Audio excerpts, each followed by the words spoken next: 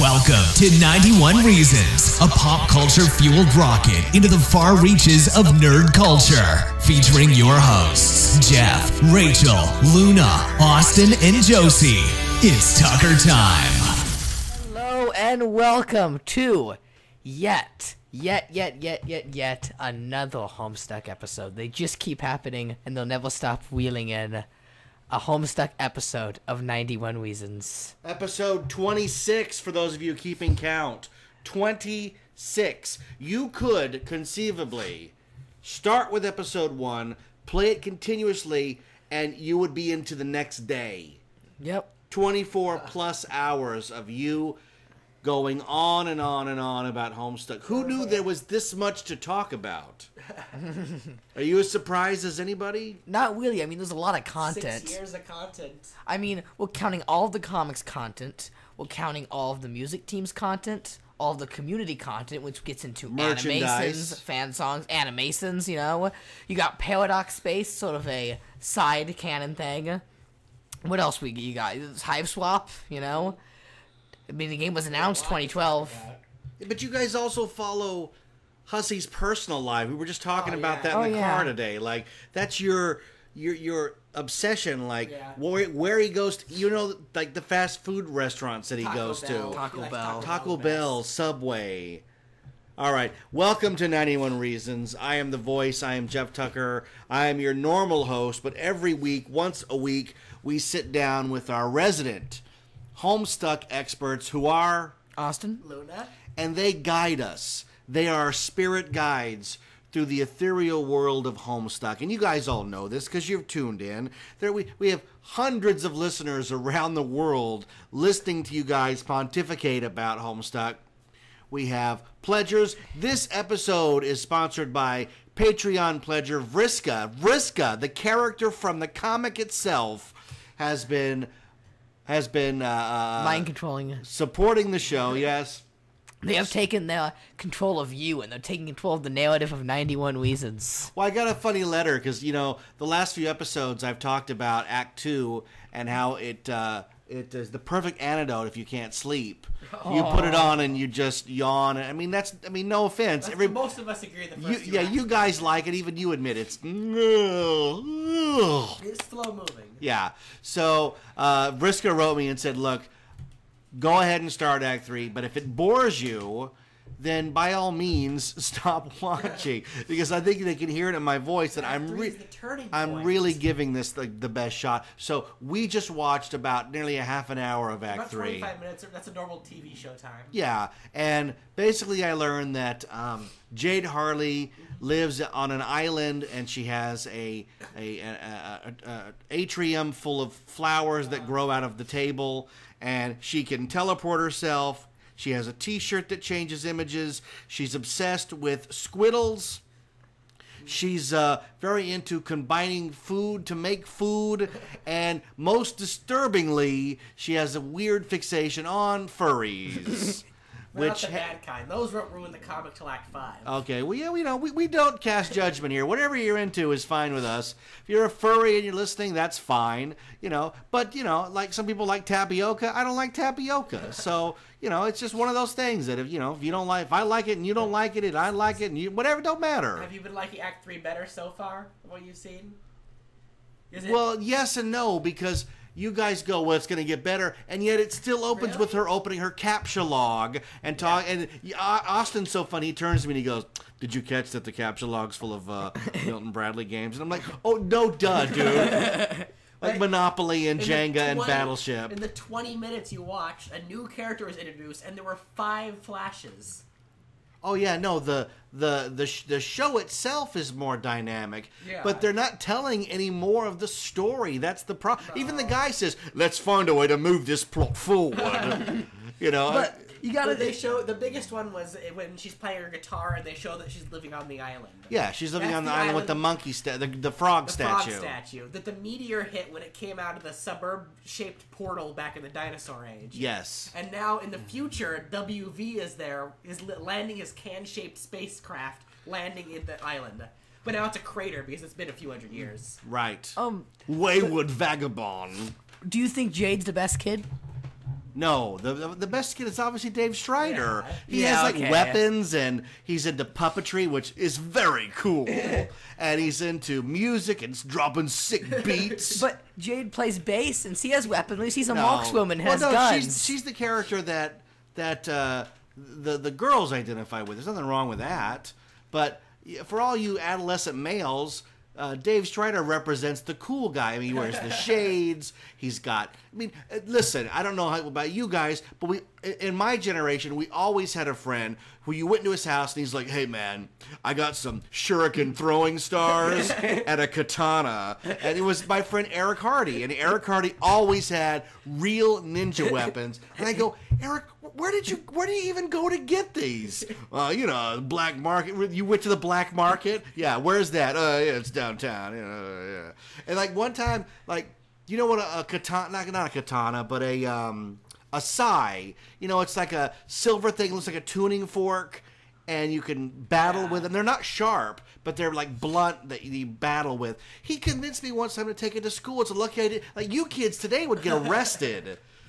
Back then, like I've told you guys, like I once went to school with a Freddy Krueger glove I had made from aluminum cans and attached real steak knives to. And all the teacher was like, hey, Jeff, put that away. Today they'd be like, oh my God, he's a killer. But that just goes like Dave Strider's the kid everybody wants to be. Or, it's the kid that you're terrified of but secretly like.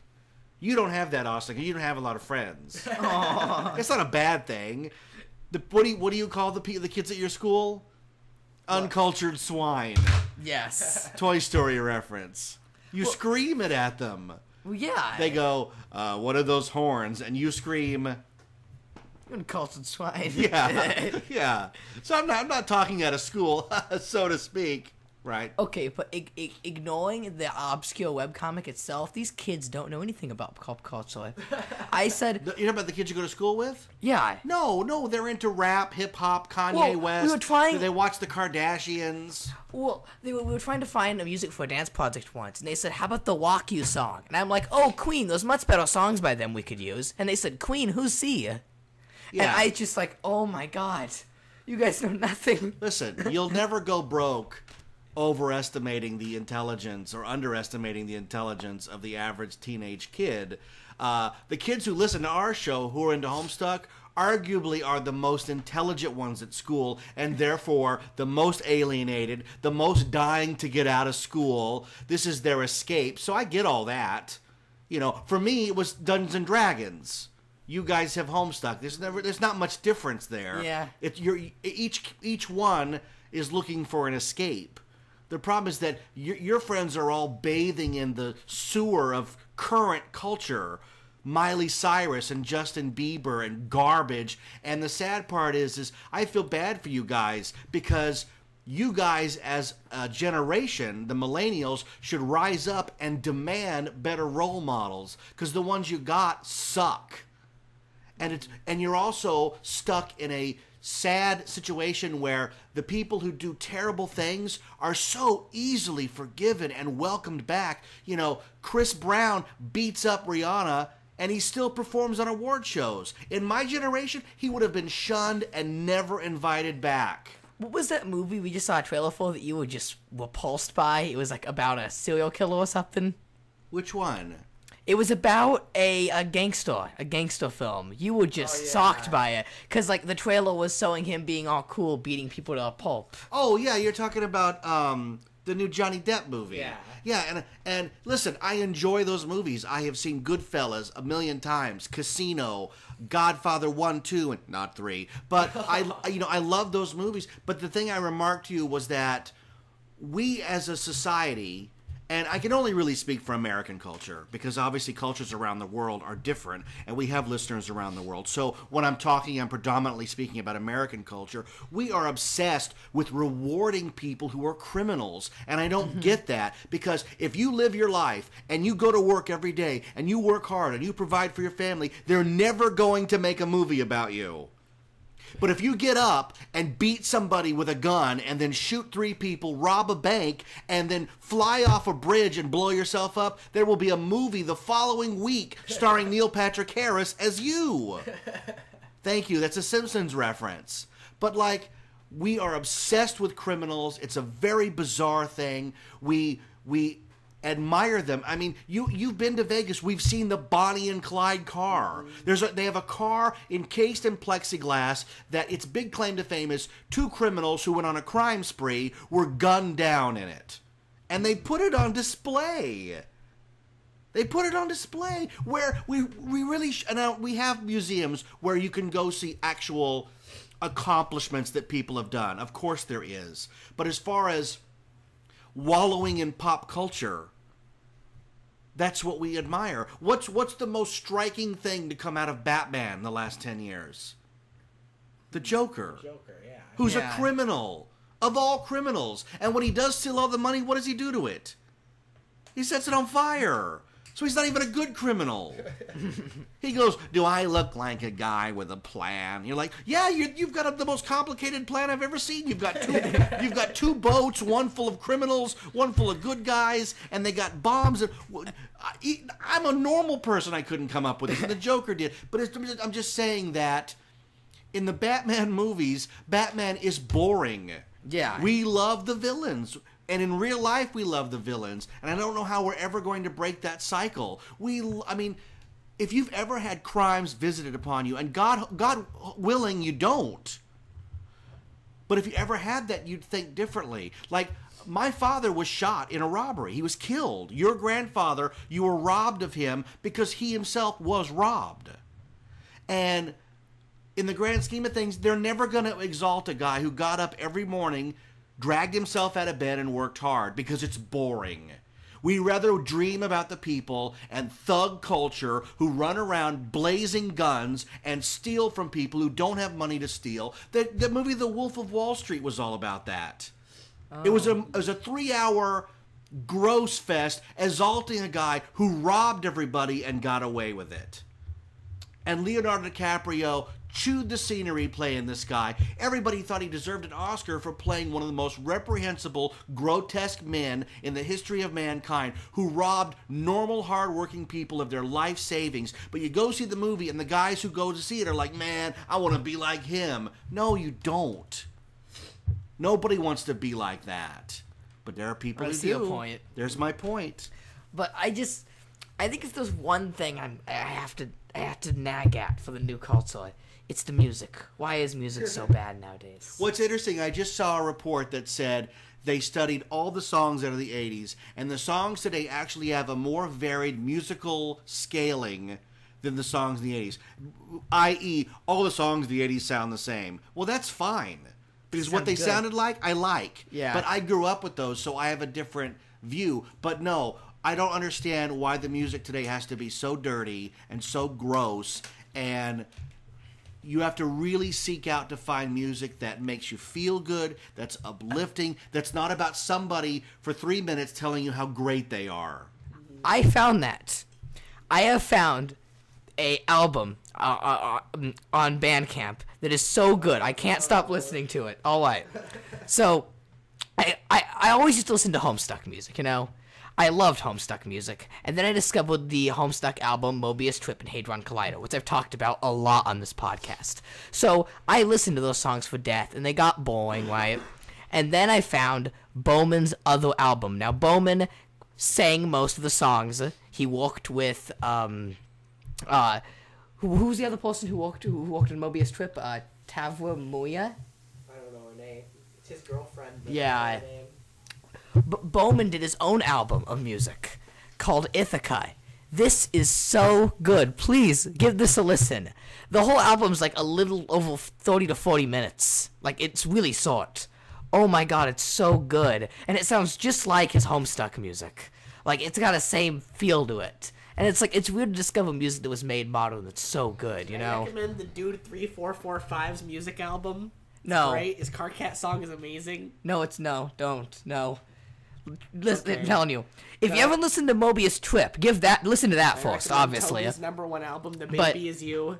Oh yes, it's an opera. We're not allowed to talk about that. We aren't? No, that's illegal to talk about. Oh. I'm gonna get banned from the SPA forums now if Rachel's listening to this. Oh, Rachel's listening. She's found me. I've been banned. Listen to Mobius Trip and then listen to Ithaca. I'm telling you, Good Homestuck music, good music in general, okay? Even though Ithaca isn't Homestuck, it's still made by Bowman. It's got the same feel to it. What's the significance of the name of the album, Mobius Trip? Do you know what that means? A Mobius strip. Yeah. Yeah. It's a thing which is a thing that never ends. It never ends. It's one side that curves into the other. Nice. And what is Hadron Collido? That one I haven't found the origin What is it? for. Hadron Collido. That's the girl's name. Hadron Collido? Yeah. Mobius I don't know. Trip It sounds and like Hadron Collido. it sounds like a hydrogen collider.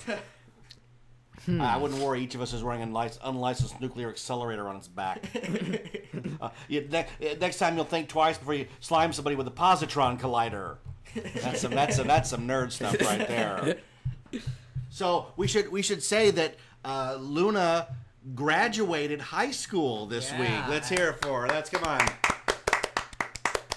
So give us some sage advice now that you are officially an adult. You have nothing to offer. I'm 26 lost in the world. Really, 26 hours of podcasting, and we're asking you to come up with something poignant to say. You've graduated. You actually physically picked up your diploma today. I could never have to go back to school unless you want to. Never give a baby dual flintlock pistols. Yeah, there we go. I would say. But you didn't graduate.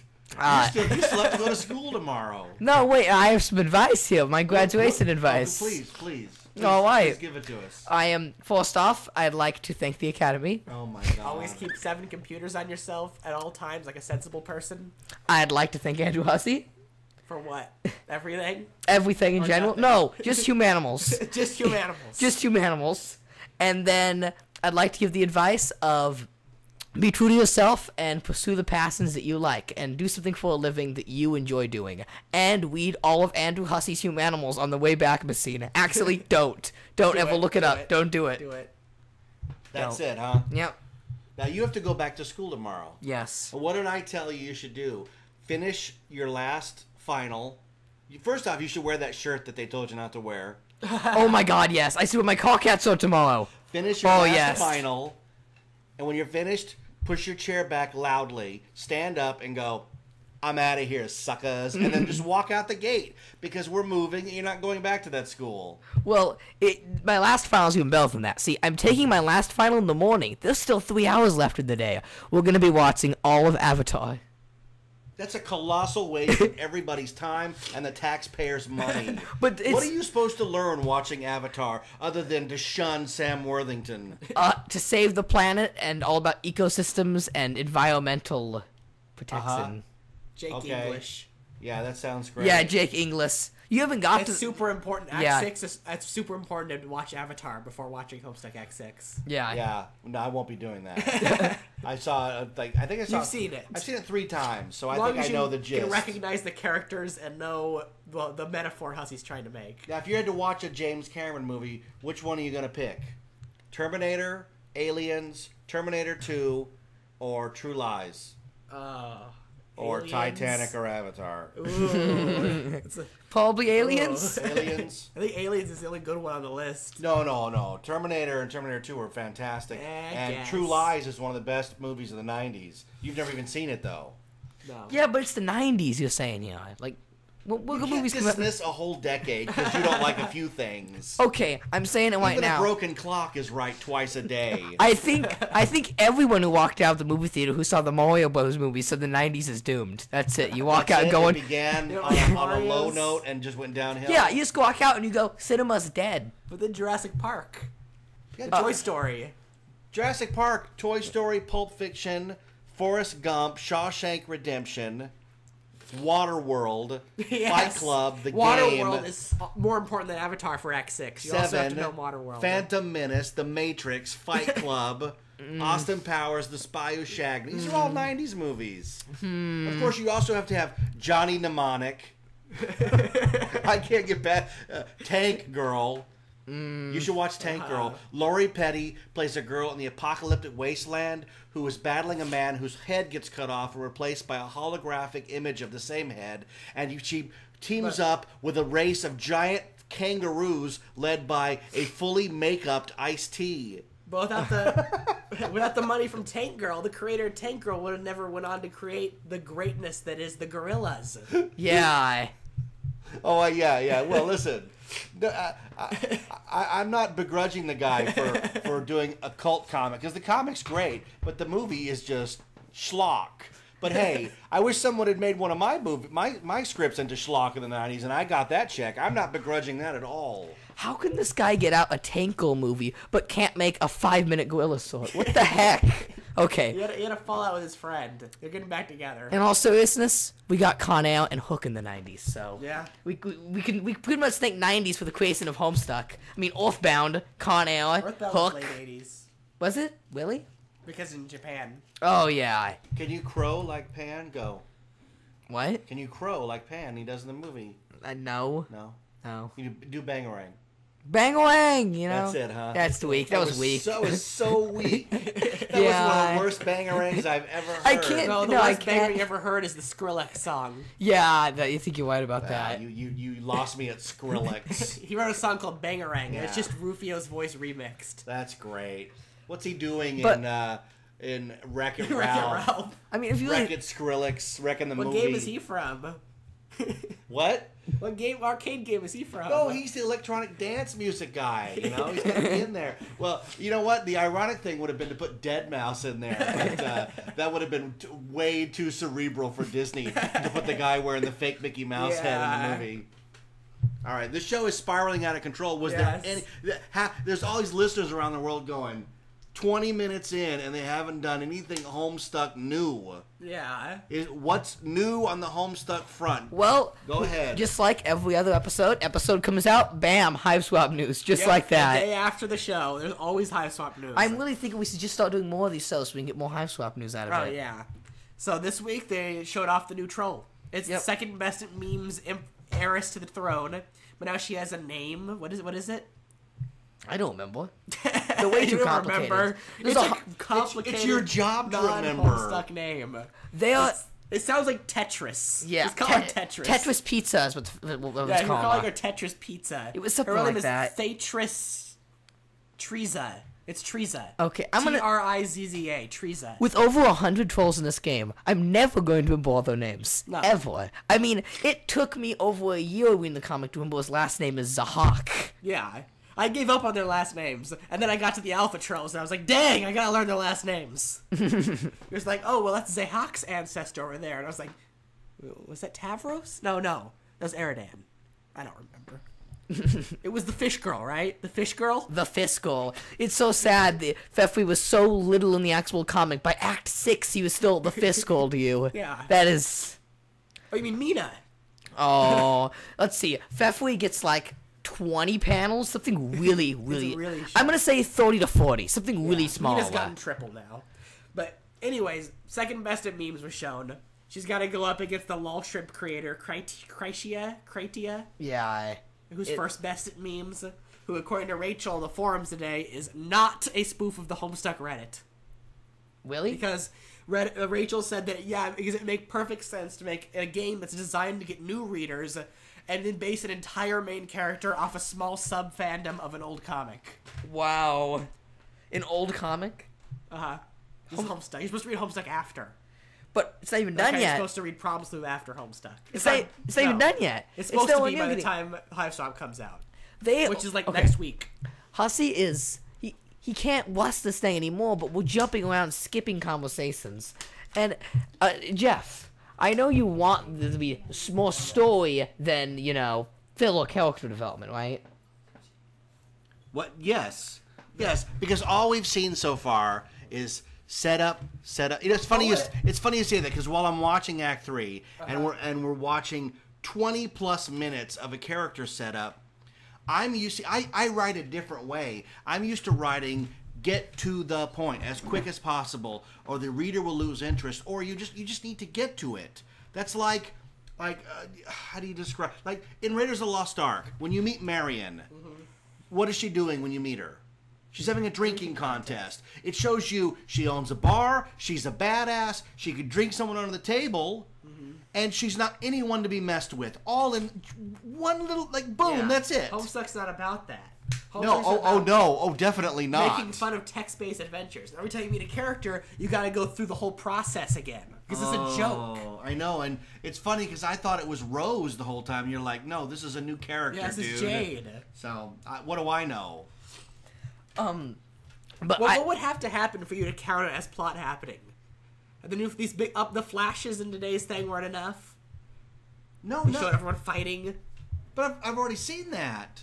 That was a flashback, a regurgitation. That was a previously on Homestuck. That was round 1 of Dave fighting Bro. There's 3 rounds of the fight as you go through the act. Okay. Well, the problem the way that would convince me that something's happening here is the characters would do something. How many alpha kids are there? These are the alpha kids, right? Beta kids. Beta kids. You don't know why they're called that for a few thousand more pages, but they're called the beta kids. I assume they're the beta kids. They're playing a beta game. They're playing the suburb beta, yeah. But there's more to it than that. Okay. A lot more to it. But in a motion picture or a novel, these characters would have to at some point link up and start an adventure. They would be presented with a problem that each one has a key to figuring out. Harry Potter, and they would all meet at school. Harry Potter, right?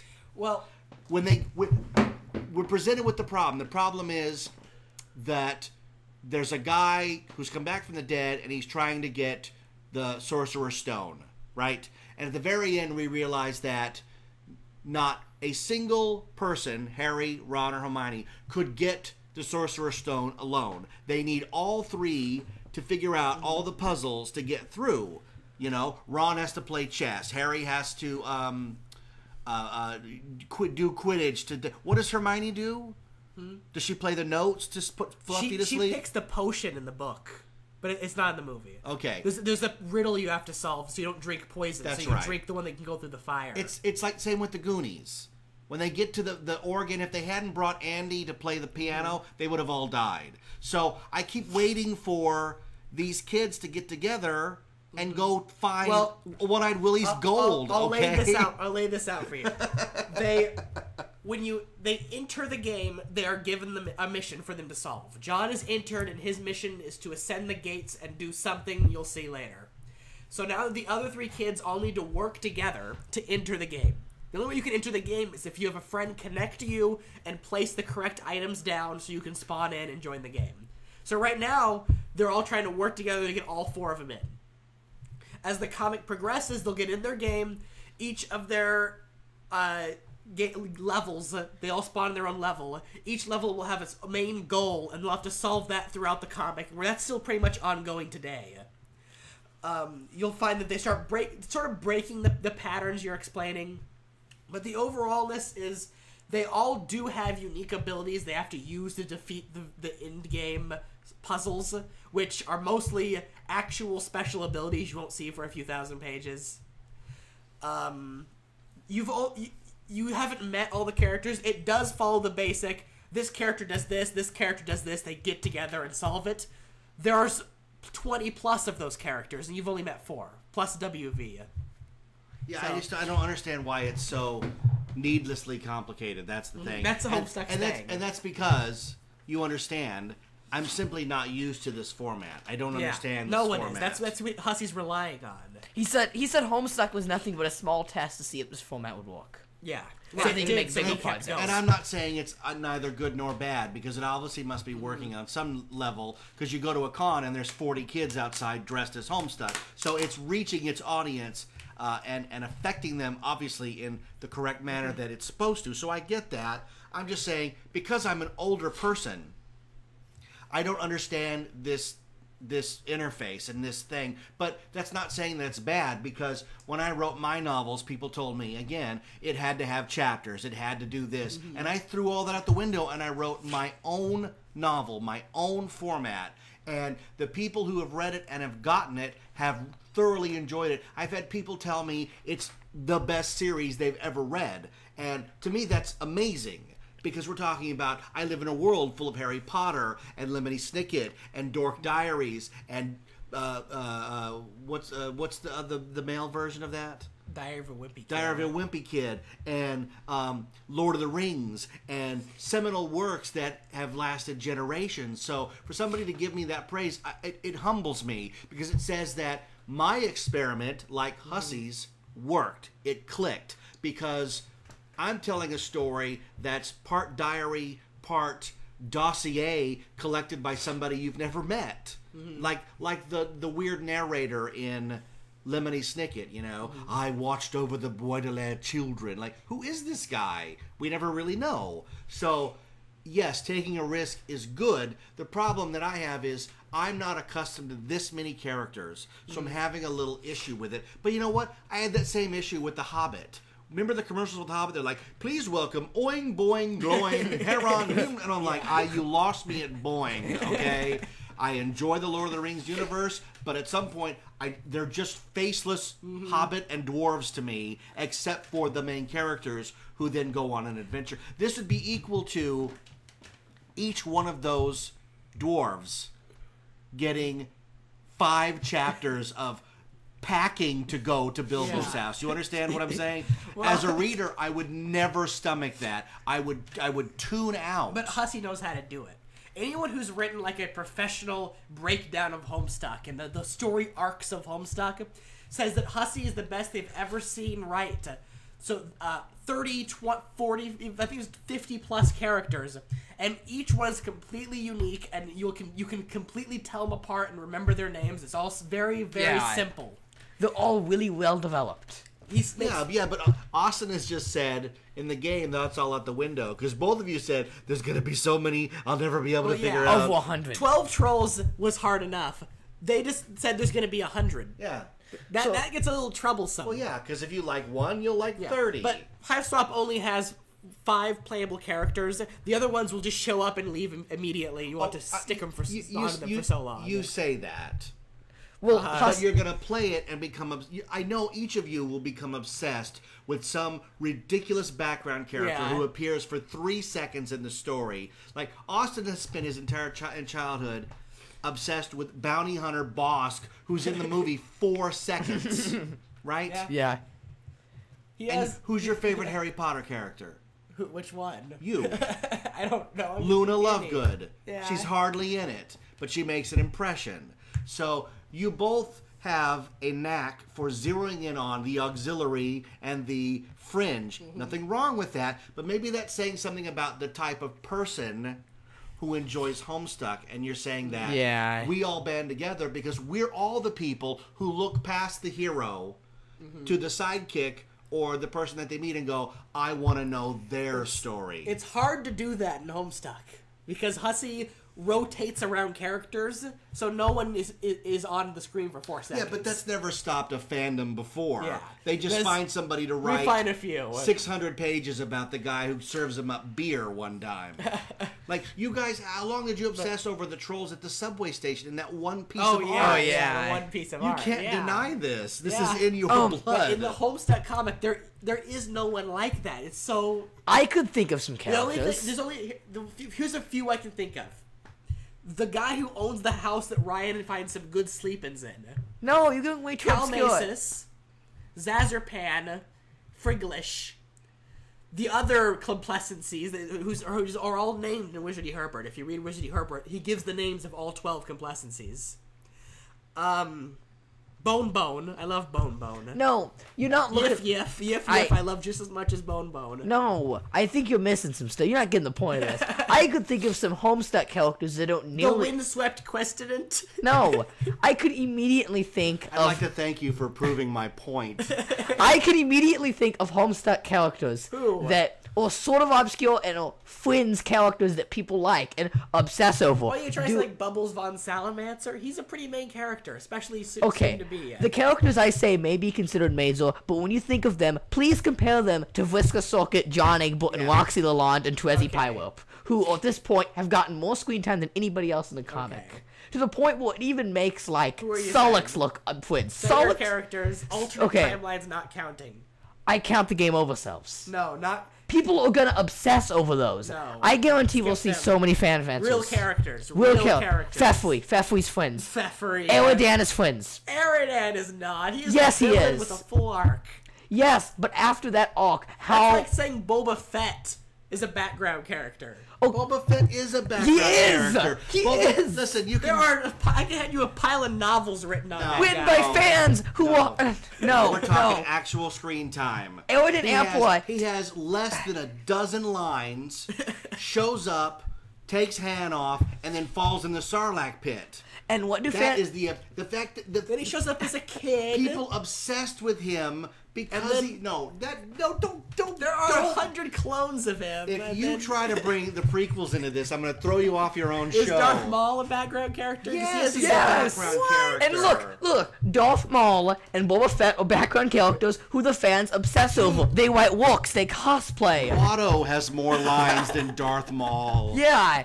So yes, Eredin is friends. He's not in the comic very long. He doesn't get much time, but for the time he does get, people really like Eredin. Normally the people who like Eredin really like Eredin's story. What about March Eredin? I'd count March Eredin. No, March Eredin is in the comic for one panel. fraction of a page. That's 2 friends. I mean, come on. We need to find someone relatable at the same time.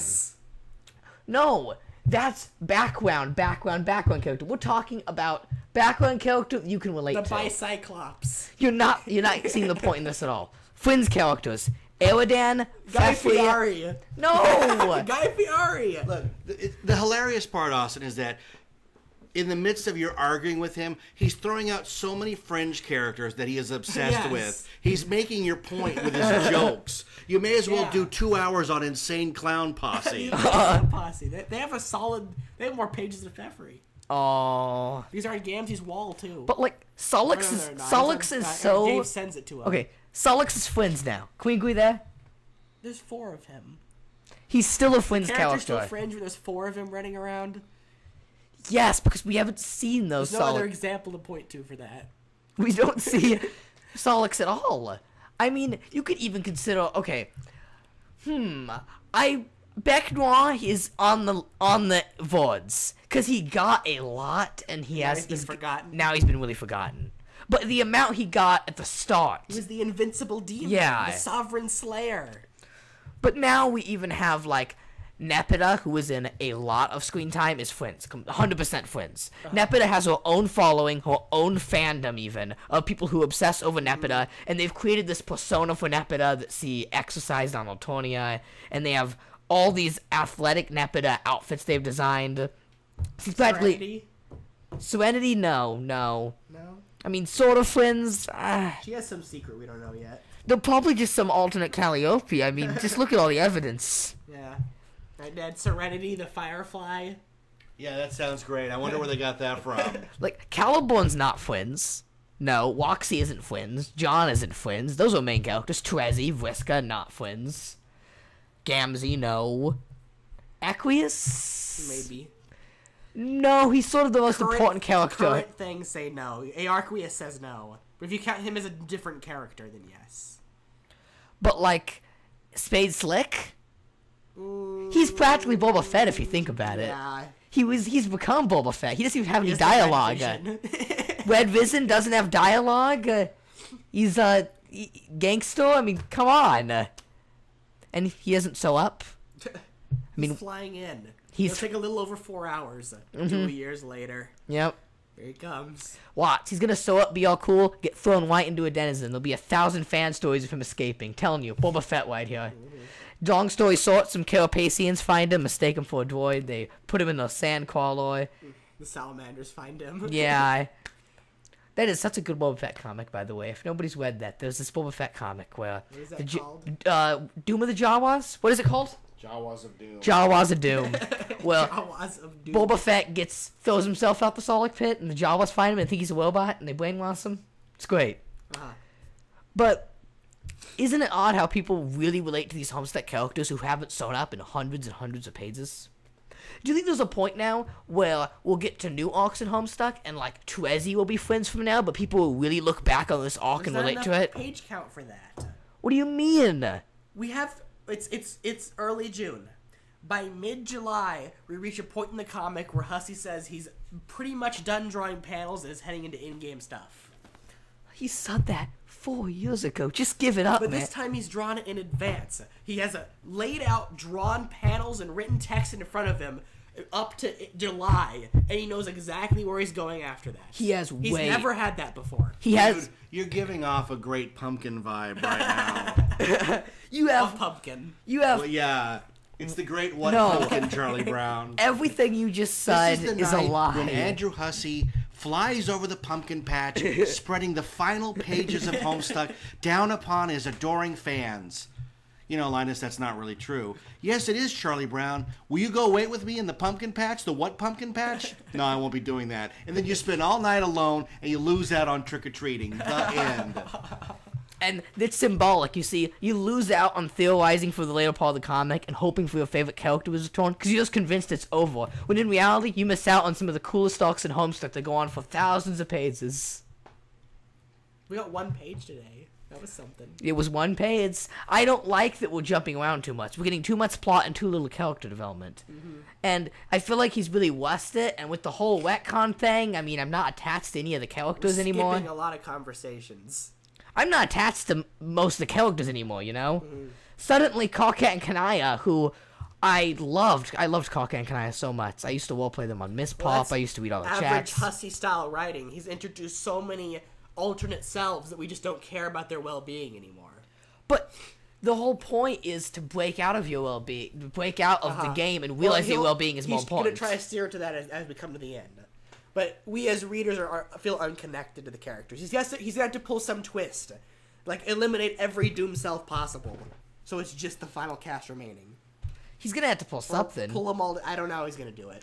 Imagine if he never brought this up again. We just continued. They beat the assassin. It was boring in the end. I would just go to McCon and I said, what was the point of half of the scenes of the comic then? About the worst way in Homestuck, and then we all agree that fade to black with credits is worse than loop back to the first page. Yeah, those are the 2 major horrible endings we don't want. And I think generic credits is worse. Yep.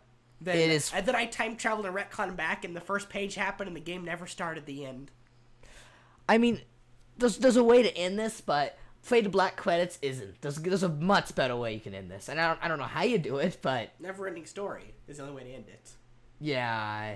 Get made up with the reader. Bring the reader in, and then complete the circle with Hive Swap. I don't know. But, like, we've lost the attachment to the characters, but the main thing I'm always going to use as proof to people say, well, this is just the timeline, you have to stick with these selves, you know? This is the version of Kanai we're going to stick with forever. Then what was the point of half of those scenes he spent on that walk writing? I know Hussey doesn't have a script, now he does, but you'd think there would have been one moment where he said he had this major retcon idea, and he's like, you know, maybe I shouldn't write this entire arc here. Because if he had known he was going to do this, and he did, he knew he was going to do this, why bother writing Mina Bound? Mina Bound was the turning point where he came out with that while he had Hive Swap writing. That was just to sell the game. There's not too much plot there.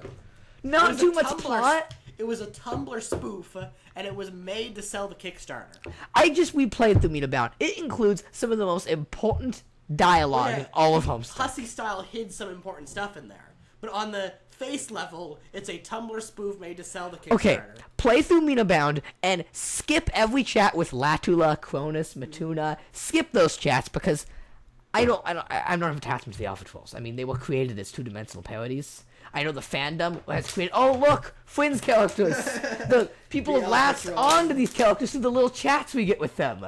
Fwynn's characters, but if you just play the important story chats, which is Karkat and Dave, Karkat and Mina, Kanaya and Mina. Those chats are so good, and they tell so much of the story. It's Kanaya's entire arc of being Sai to Poem, and Karkat's entire arc of breaking up with Terezi and realizing that having his friends happy on their own is more important than being in a couple with them. Like, that is so good. That is so important to the plot, too. Like when Karkat says to Terezi, I'm done. You know what? I just need you to be happy now. But what didn't happen? What was the point if that didn't happen? Well, the omniscient Lord English theory says that it's because that didn't happen is important. That Karkat didn't get the development, he's not going to win in the end. Yeah, because I hope that turns out true. Because if this never happened, then... And the John regrets doing this and undoes it theory also says it's important that it happened. Yeah, I mean, just look at the way he writes Trezzy and Carcat. Something's wrong. Mm-hmm. They never got the development they needed, and they never realized their mistakes.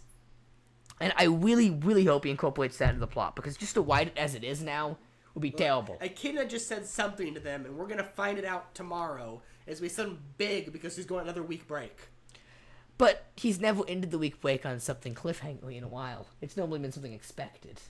Dirk showing up got the whole fandom riled up. Okay, you know what? That was unexpected. Non-stop fans crying and comics being made all week. It wasn't the Dirk that shocked me. It was Whisker jumping and unplugging the window that got me out of my seat. And that was for the forum-style, Reddit-style fans, waiting for something cool to happen. Because, like, when Dirk showed up, I'm like, okay, they're going to meet, we're going to have a talk. But when Whisker jumped through, I'm like, oh, what is he doing? He managed to get both sides of the fandom excited. Because I spent most of the week just thinking to myself, all these different things Whisker could do and all these amazing things. We're going to get the similar thing tomorrow. It's going to be something with where Jade is, because her sleeping body isn't there anymore. Yeah. Something with what happened to Jade to get the Tumblr side riled up, and then them going finally to the Forge Dave Sprite talked about to find the Genesis tadpole in its little 8-ball.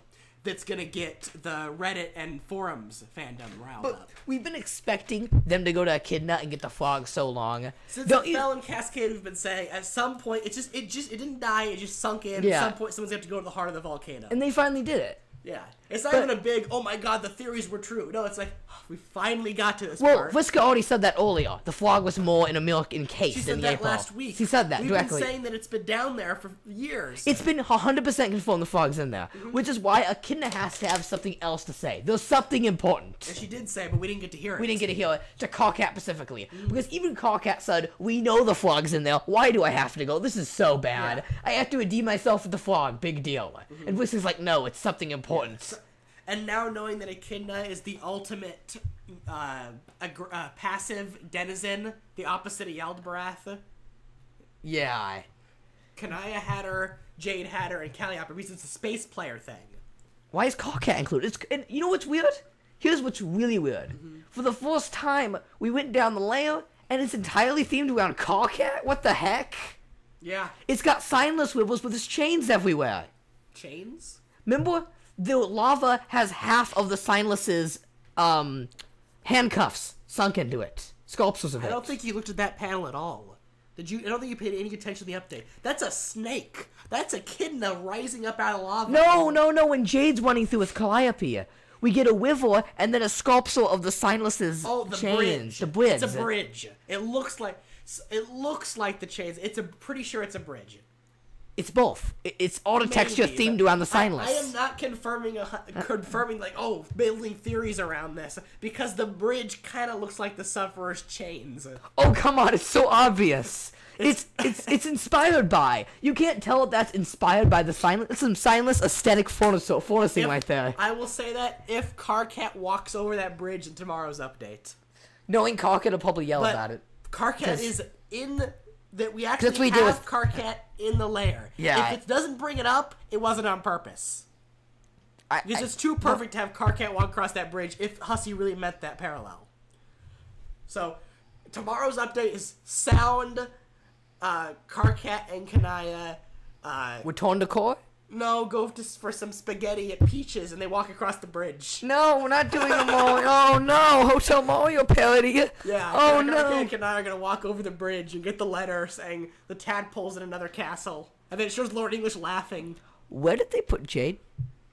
They left her with the denizen. In all seriousness, though, they capture logged her. Jade even told the Kanaya in Act 5 they were going to be best friends when they got in the media. And Carcat told the Jade, I really want to talk to you in the media. They were like the best of buds, those three. They got in memos, they talked, and they made Cascade together. They capture logged Jade. Maybe. She's in Carcat's little chained up thing. Oh, God. Or Kanaya, we never saw Kanaya's. We don't know what Kanaya's is.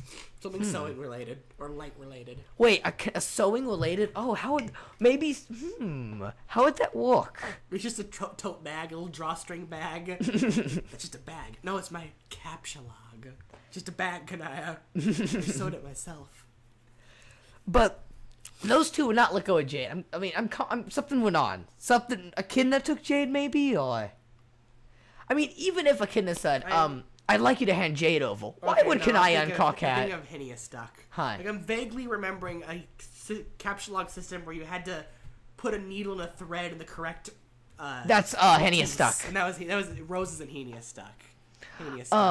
Heinous, I don't know. I don't think there's any reason why Kanaya and Kaku will both go, oh, yes, Dennis, in here, take Jade. Yeah, take Jade. And they throw Jade to Echidna. Yeah. Unless we really do directly... Well, she told Cockhat the thing. Which we don't get to see. Anyone's mind. Oh my god, amazing. Cockhat... She told Jade the thing back in Act 5 when you get to see it. Oh my god, Cockhat's finding out more things we have no clues about. I cannot believe... I've never seen this happen before. Yeah, but we never saw what Jade heard. We never saw. Some clue to shrink the planets. She asked Jade to bring her with them, to bring the denizens to the new session. Yeah. That's all she said. But what if there was more stuff he told her? That's an empty blank that Hussey might never mention again because he told us. She said to bring the denizens. But if he needs to shoehorn something in, that's a nice place to shoehorn stuff. Yeah. Where is he going with this? Yes. Where is he going with this? I mean, we have the corners. We're not going to spite Jade again. Like, that would go backwards. He's just trying to get all the denizens to be shown before the end of the comic. And we can't see their faces for some reason. The cherub heads. They're probably cherubs, yeah. Yeah, they're probably cherub heads. But they aren't on the web browser. You think John would have noticed then, though, when he went to Typeus? Yeah. Maybe. We'd have went, oh my god, you still punts at him. Then again, everything in the Homestuck universe has those cheeks, so... Yeah. John's never seen Little Cal, though. I'm trying to... That's what I was about to like Dave didn't point... No, Dave hasn't seen a denizen. But John hasn't seen Little Cal. Even though he was on the SIP for 3 years, he still never saw Little Cal. No. John has seen Caliborn, and no one else knows what cherubs look like. If John Roxy does now. Yeah. But Roxy didn't flip out when she saw Callie right now. So she's seen her before. Because this is obviously a Roxy from after the final battle. Yeah. They fight the Condis and Spade Slick and stuff, and then go and get Callie. Callie's not going to show up and be part of that battle. Is this Roxy from the end of Homestuck? No, because she gets sucked in... No, well, maybe. She doesn't get sucked into the house. The ring does. Unless she Okay. Oh, wait. No, she gets... The ring gets sucked up, and then she gets... The ring doesn't get sucked up. It falls off his finger. Oh, okay. So either this ring Callie has on ends up in Caliborn's hands and he uses it to get the juju, or they suck Caliborn in the juju, he drops the ring, Roxy picks it up, and then goes and gives it to Callie. Well, it could go either way.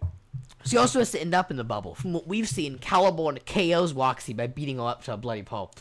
But she has the ring, so she's awake when she has it. Oh, okay. Remember, this future Roxy has voidy powers. So she can zap anyone. Okay. No, she doesn't zap. She disappears from the comic and then reappears in the comic where she needs to be. Okay. John moves Maida through the comic. Roxy leaves it and comes back. That's why she can completely just leave it. She's gone. Yeah. She zaps right out. And she can warp things out of the comic, which didn't work. Yeah. She warped Little Cal into the void, which, instead of taking him out of the comic, put him into every single moment of the comic ever to exist, which is horrible. With the most recent thing, she just voided out the panel so we couldn't see her.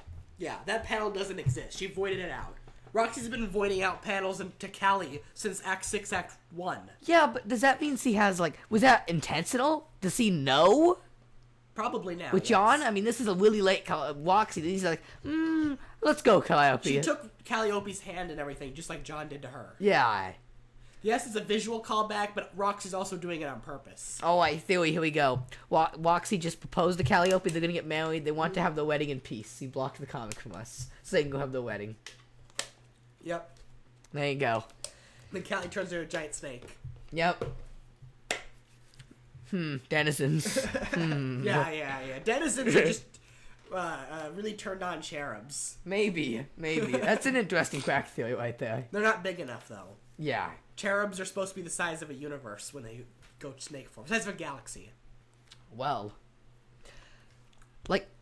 So what are we going to open up with the next update? We got to continue with Cockhat and Kanaya. It's going to be another page. It's going to be a vertical scroll instead of horizontal. Of them walking down the bridge. It's going to be a giant chamber with the Forge, whatever it actually looks like, because now that we know things are literal, there's a literal giant forge there for Hephaestus to use. And it's going to scroll all the way down to the tadpole with Karkat reaching for it. Oh, okay. Is it going to be a callback to him reaching towards the door with his arm? Maybe, because you can't do that in a vertical scroll, then it'd have to be multi-page. Yeah. You think he'll do that? I'm calling it vertical scroll, and it's going to end with Karkat holding the frog. Okay. Then jump characters again? Then a week off. Aww. You really think it's just going to end with Karkat holding the frog? Then we're probably finally going to jump to Dave and Dirk. Yeah. That's where I would go. Because we've seen the setup on the lily pad. We've seen what's happening in the dream bubbles. We've seen what's happening with Karkat and Kanaya. Now we either need to see John and Terezi or Dave and Dirk. And John and Terezi are going after the Condis, and that's a hard scene to have. Terezi's with Dave and Dirk. Oh, yeah, it's John. No. Terezi's with Dave and Dirk. You're right. To go after Union Jack. Who's John with against Condis? John, Rose, Roxy, right? And... John, Roxy, and Rose. Okay. Yeah. And then Rose Sprite was supposed to be operating the windows, but now sees Japro Rose Sprite. Yeah, I think she should do it better now. Yeah. But we're not going to see the Conda scene till last, because that's a great lead into the battle. Yeah. We're going to see Dave and Dirk have their generic meeting talk first. They're going to rap to each other or something. Maybe Sawtooth will show up and Square Wave. Yeah. And then we'll cut to the Condis scene where John's going to talk with the Condis, and Hussey's going to find this as the final moment to shoehorn in John's family. Yeah. Who Dad Egbert's parents are, why she's in love with Colonel Sassacre, that kind of stuff. Yeah. And then I can only see us doing the final battle after that. No, you're forgetting Whiska and her ghost self. You're forgetting Jake and Spade Slick. You're forgetting WV and PM and Beck. Oh, you're forgetting where Jade is. There's so much juggling here. You're forgetting alternate Calliope going after Lord English. We are still, though, relatively running low on little subplots to follow, and at some point, Hussey has to get to the battle. No, we have so many plots. We're forgetting about Tavros and Tavros Sprite and his prototyping. You're forgetting about the Colonel Sprite. Well, you're forgetting... Assuming Hussey gets to everything, you're forgetting about Solix, Oadia, yeah. Nepeta, and Pfeffery. Casey. He has so much to do. You really think we're gonna just jump into the final battle? Dave and no. Rose. No, there's no jumping into a final battle. And he doesn't even want to do a final battle, so he'll find clever ways around it. You know he will. Mm-hmm. Plus, what about the Condis? You can't... How do you kill her? I don't know. Almost any character is justifiable to get the kill. I don't think anyone's going to get the kill. I think she's going to end up killing herself with her own creation. I mean, that's the best way to kill a villain. Yeah, but I've said that before. Is her own creation the Betty Crocker brand against John? Or is her own creation the Hemospectrum against Karkat? Because he's the Limeblood mutant? He's leading it more towards John's family. Yeah. Though I'd like her to fall and born in the Fords, because what better thing to kill her than the mutated red blood? But you're also forgetting the WV setup. That he... I forgot about that. WV drank a cab of tab and said, whatever witch concocted this elixir is one worthy of your respect, and you'll do anything for her.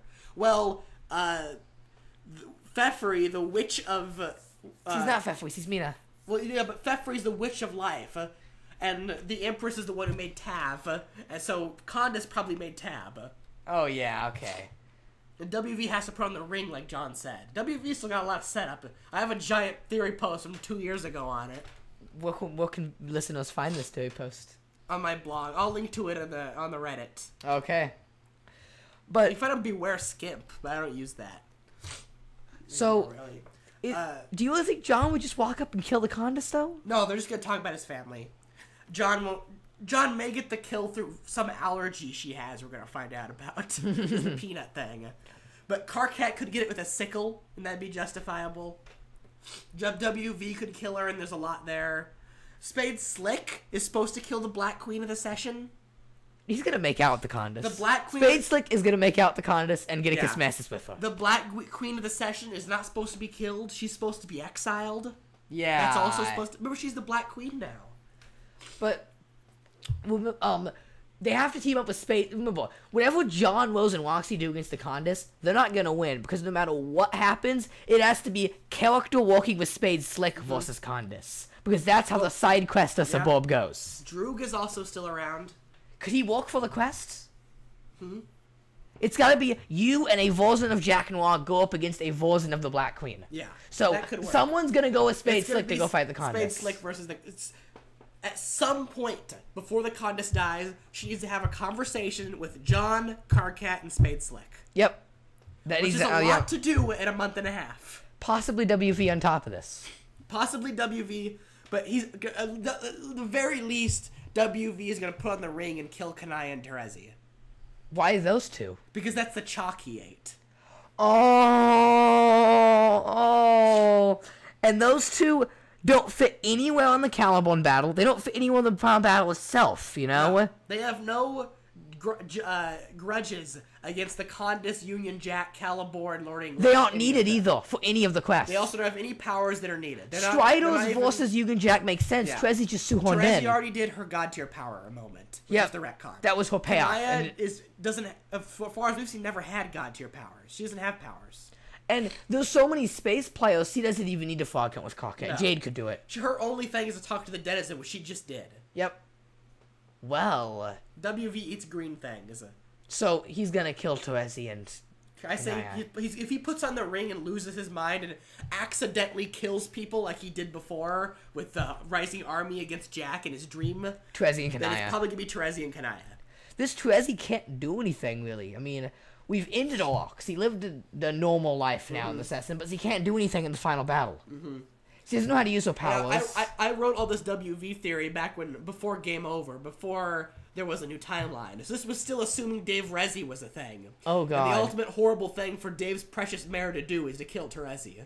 He said he wasn't even with Terezi anymore. But that didn't happen this time. So yeah, Vriska's gonna get upset at the mayor. Yeah. But Vriska, I also wrote in that theory that Vriska gets upset at the mayor because he did that in the dream. He kicks him. Exactly. In WV's dream, WV loses his mind, prototypes, and murders all his followers.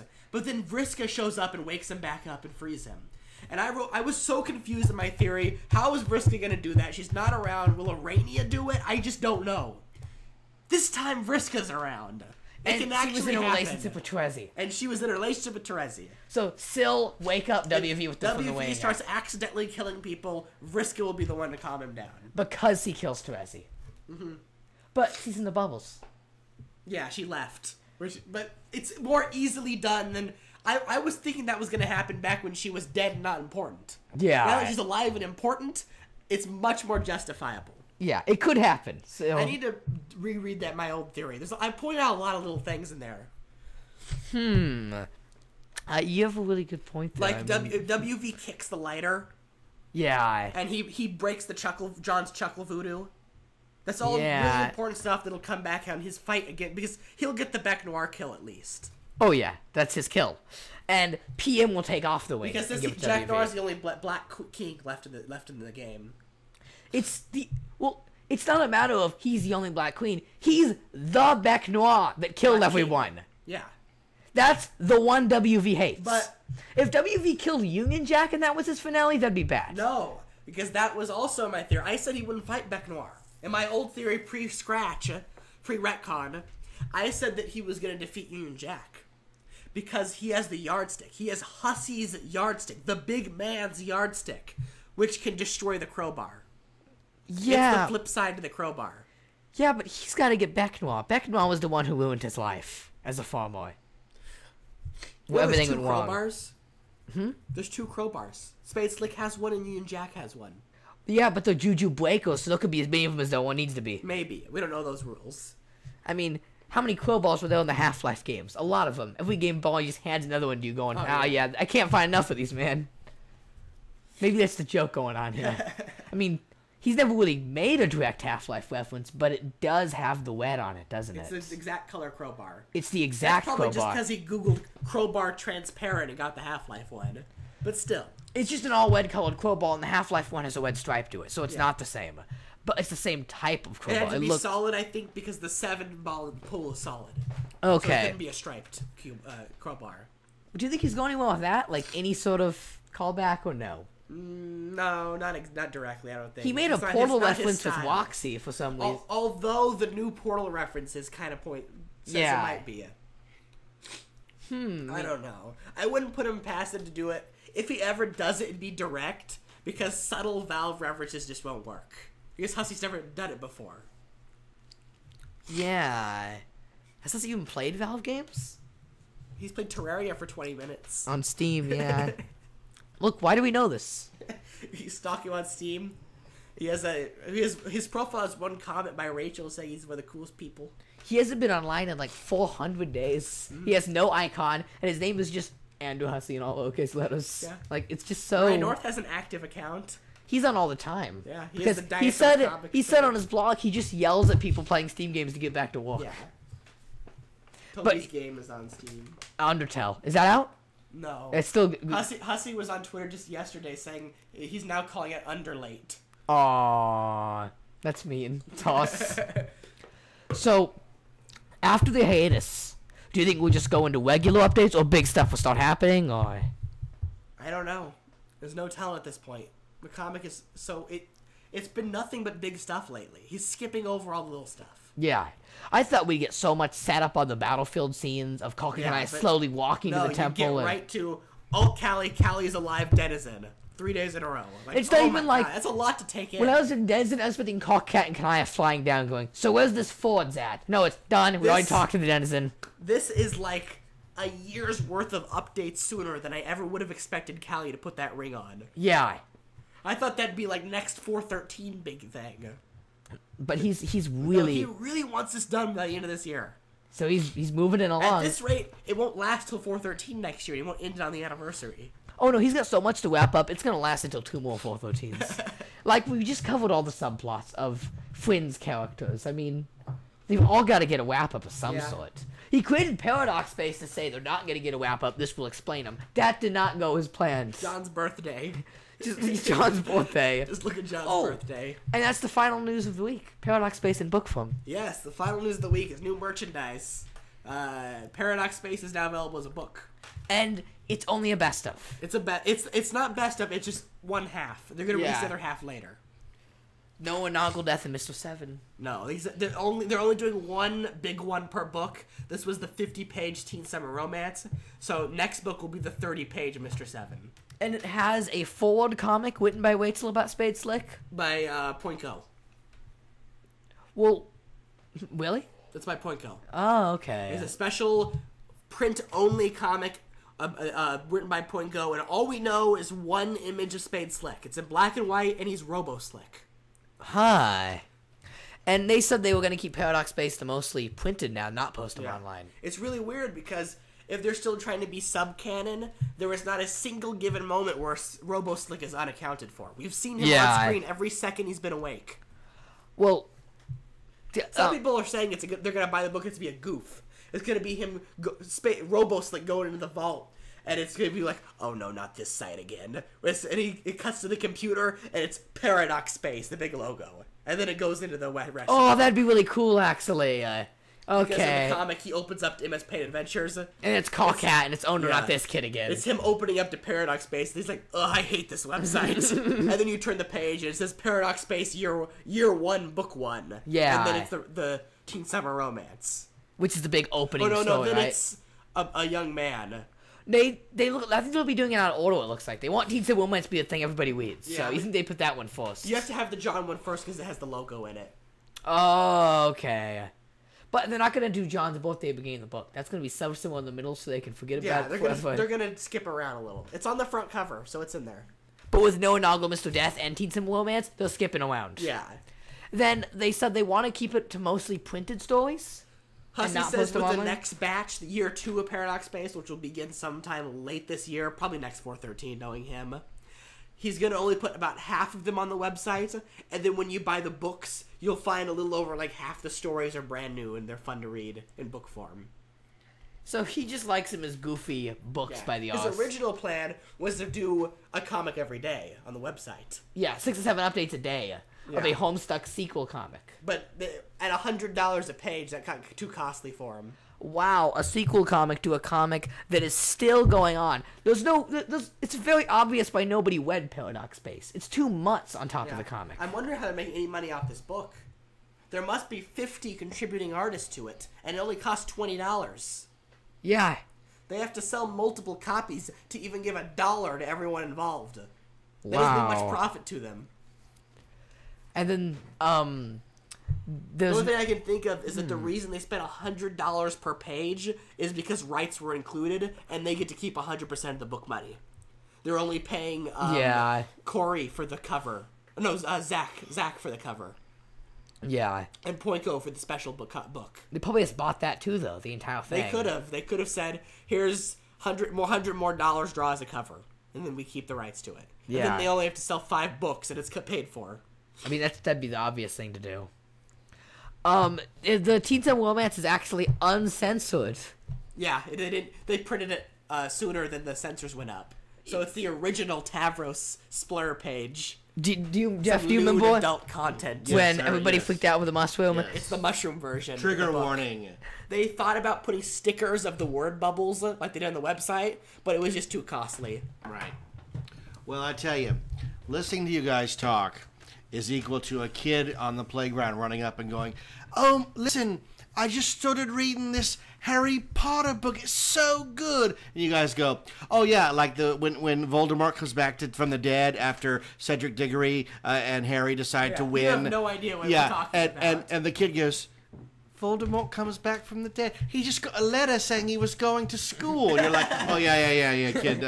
Hang on, there's a lot going on." So when is John gonna get the mail? Yeah, exactly. No post on Sunday. All right, well, thanks for tuning in. You want to do the plugs, Austin? Have you heard the plugs enough to do the plugs? What's the best thing you can do to support the show? Review. 5-star review. Say you love the show on iTunes. That's the best way to promote the show. Spread it around. Why are you listening on Podbay or YouTube? Give it a download. Yeah. Give it a download. Tell your friends. Spread the word around. The show is based out of a website called Podomatic. So if you want to go to like where the show begins, go to Podomatic and you can interact somehow on there. I don't know. I've never actually done it, but I'm sure you can. You can leave us messages there too. Like us on Facebook, 91 Reasons. Tell us what you like about the show, what you don't like about the show, why you listen, how you wish you could hang out with us, because we'd like to hang out with you. We'd like to hang out with you. Yes, you. Or you can also support the show by going to Patreon and pledging, I don't know, $1, $2, I don't know, whatever you want. Check it out there. Check out my books on Amazon.com, The Sixth Key, The Lost Station, The Infinite Backward, paperback or Kindle download. The Kindle download is only 99 cents. What a deal! If you're on YouTube, and odds are, if you're listening to this show, you go on YouTube. All of our shows are now archived on YouTube. Search 91 Reasons, and you should get 100 episodes should come up. All my movie reviews, my adventures through life, and at this point, 25 episodes of Homestuck. This one will go up and make it 26. You can binge out on all the Homestuck podcasts on YouTube. Check it out. Share with your friends. Turn somebody on to Homestuck. If I was going to give you a homework assignment for this week's episode, it would be go find somebody, a friend of yours, who's never looked at Homestuck, and introduce them to the webcomic. Introduce them to our podcast, and you can say, now we share this together. And won't that be great? They can go through the first 3 acts like you are. Yes, you can go through the first 3 acts and enjoy Andrew Hussey's mind-numbing adventures of captcha-logging. You're almost the intermission. You get to sit through an hour of characters you've never even heard of in places you've never met yet. Let's all go to the lobby. I love the intermission, though. All right. Just skip the intermission. Thanks for listening. I'm Jeff Tucker. I'm Austin. I'm Luna. And together we are 91 Reasons. Thanks for listening. By Grandthar's Hammer. We'll be back with another episode. Live long and prosper. May the force be with you. So say we all. Hey, hey, hey. Good night, future boy!